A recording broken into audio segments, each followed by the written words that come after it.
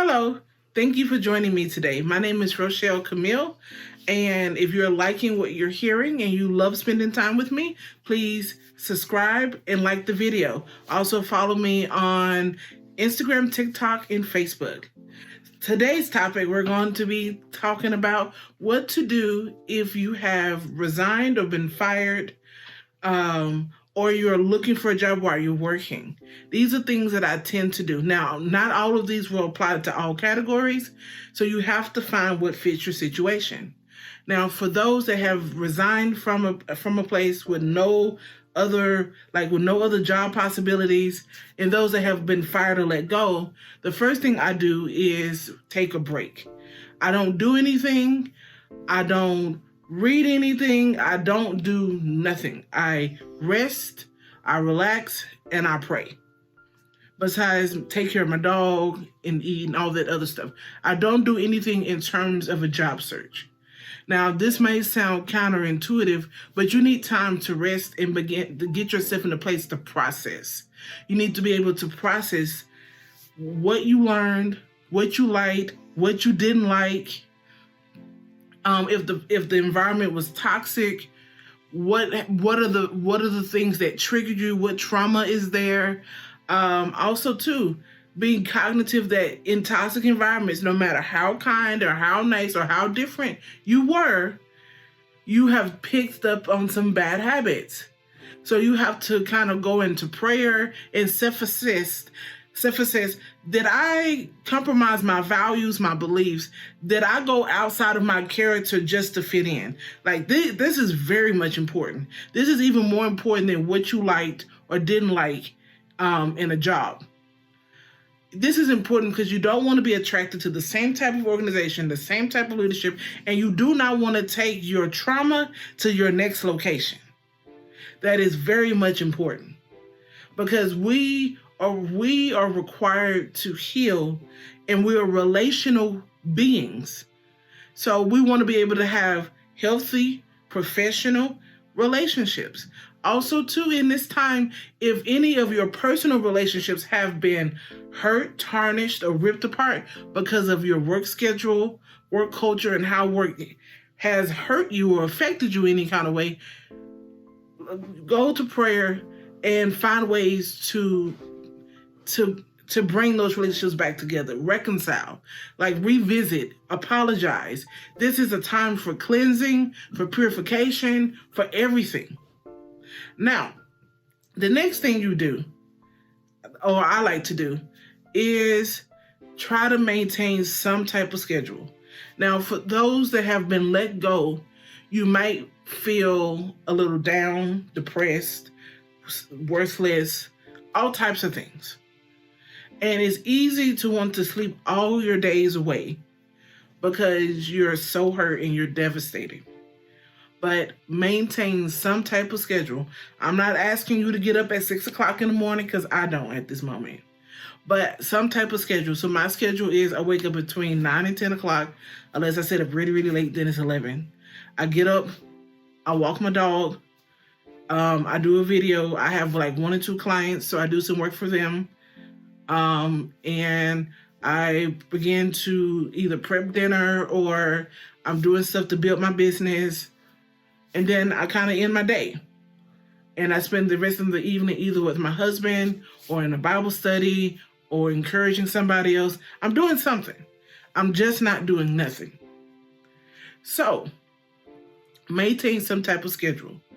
Find a way to find balance and harmony. So find those activities that bring healness and wholeness to yourself, to your emotional and your psychological being. That's important. So whether it's walking, exercising, deciding to take on eating healthy food, I will tell you now, do not eat a lot of junk food while you are in a state of sadness or depression because it will make it worse. Also seek out a mentor or somebody that is seasoned, either in the field you are in or you want to go in, or some type of personal advisor so you can gain some wisdom. They can give you some pointers. Don't do this by yourself. Don't do this alone. Another thing that I do is I really, really do sit down and figure out what did I like in this job? What didn't I like? Like, for example, when I was working for a major retailer in Texas before immigrating to Canada, I love the fact that it was an equal balance of solitude and working with people. So I learned, and the skills I learned there, I learned about great leadership and mentorship. I learned about analysis and customer experience, like whether your customers are your coworkers or your employees, or you're actually working with customers out in the real world. Everybody around you is your customer. So that is important to me in being that brand ambassador to whatever organization that I join. In my last job, I learned about almost all things HR related, from recruiting to building an HR department, privacy laws in Canada, health and safety, human rights laws, some things about payroll. I learned a lot in that, and also learned that I have a knack, a genius for processes, people and process and systems. But what I didn't like was I spent so much time alone, and I was in an environment that was kind of political. And another job that I had, I served two people, and I was an office manager, and I was like an IT liaison, and I was receptionist and EA. Way too much to do in an organization that had almost no processes. So I learned that I love process. I love building from scratch. But if you're asking to build and you have way too much to do, it's hard to build and maintain. So that's something I learned how different I was from that environment. But I love the flexibility. I love that I can choose what I worked on that day unless something came out of the way. I learned so much about myself. I kept my integrity in that job.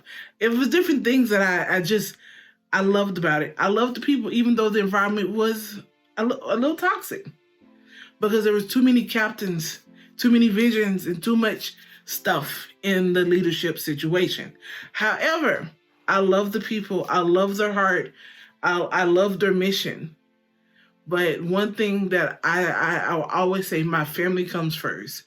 And it caused some issues between myself and my husband. And I did not have downtime. There was a lot of fear. There was a lot of things there. Now, these are things that I learned. These are things I love about the culture, things I loved about the job, things I didn't like.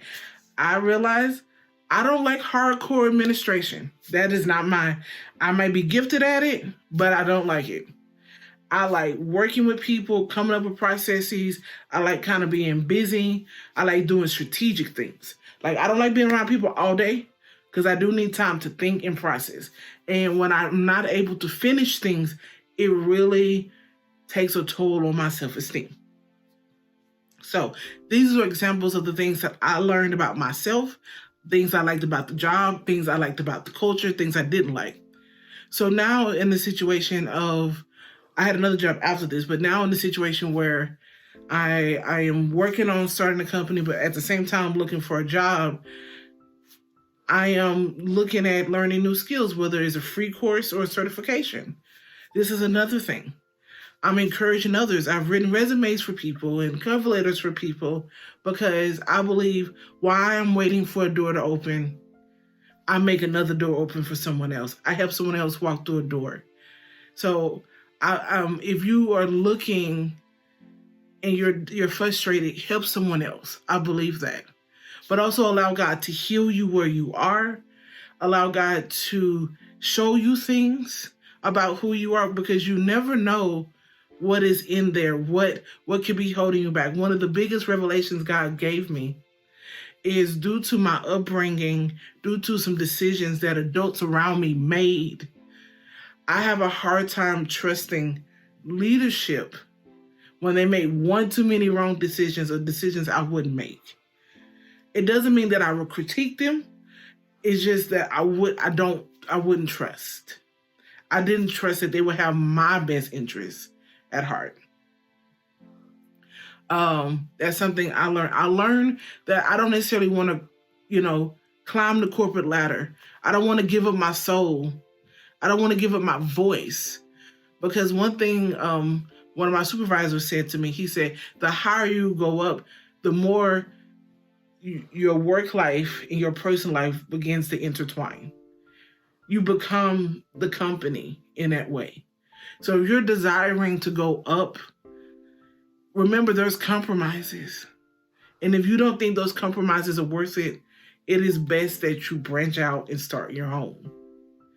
Now, scriptures that I do lean on, whether I like them or not, because I had the same conversation with my aunt this morning, like, I hate those scriptures.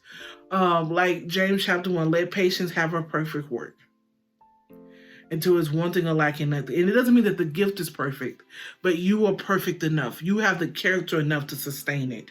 It's just like in Leviticus, it talked about the children of Israel keeping the laws, keeping the commandments, so the land does not vomit them out like it's vomiting out the other people that were currently living there at the time. Like, it's nothing worse than God giving us the blessing, and we don't have the character to sustain it. It's not necessarily all about skill. Skill is one thing, and you can learn skills. I believe that. I believe in a comprehensive training and onboarding program. There is no perfect candidate. I believe that completely. However, you have to have the character. You have to know when to ask for help, how to ask for help, when to keep confidences. You have to be strategic. That's why, and I think it's Matthew 19, it says, be as cunning as a snake and as innocent as a dove. So you got to be strategic. And I know for certain Christians, it is hard to say that, because you think sometimes being strategic is being manipulative, or not honest and true to who you are. But not everybody can or deserve to see all facets of your life, of your truth, of your existence. And I will give you this one thing that I learned in a lot of places. Due to me being unapologetically who I am, unapologetically Black, and unapologetically Christian, I have been able to allow women around me, people around me, to be authentic in wearing their natural hair or being who they are or professing their faith. And not in a rude way, not in a way like this is how I am and you can't change that. It's not that. But it's not living a life that you're not ashamed. Because I believe that every place that you go, you have to be you. But sometimes we have to self-edit you. In a Christian environment, I can speak in tongues and all these other things. But when I'm serving the CEO, I have to use my spirit, the Holy Ghost, the spiritual acumen that I have been gifted with to know when and how to serve. For a whole year, almost 2 years, I would walk in that office when nobody was there, and I would pray, and I would anoint that office. How many times I prayed for my leaders? How many times I've defended their vision at the risk of my own well-being?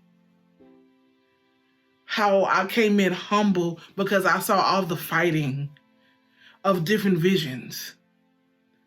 Encouraging those that are not in leadership, to not take abuse from managers. Culture is a big thing for me. So, just to recap,